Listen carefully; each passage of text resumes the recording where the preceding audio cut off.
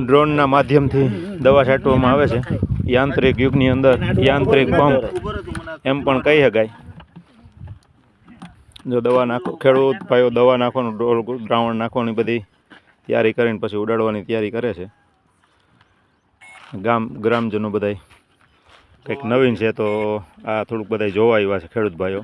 કેમ કે ઓણ આપણે તુવેરના પાકની અંદર અથવા ધાણામાં હલાય એવું રહ્યું નથી એના એટલા માટે આ ડ્રોન દ્વારા દવા છાંટવી પડે છે આપણે. ને આનાથી ઘણા બધા ફાયદા પણ થાય છે. દવા એકધારી પ્રેશરથી છટાય. બીજા નંબરમાં ફ્લાવરિંગ ખરવાનો પ્રશ્ન પણ ઓછો રહે. પોપટા કચરાવાનો પણ પ્રશ્ન ઓછો રહે.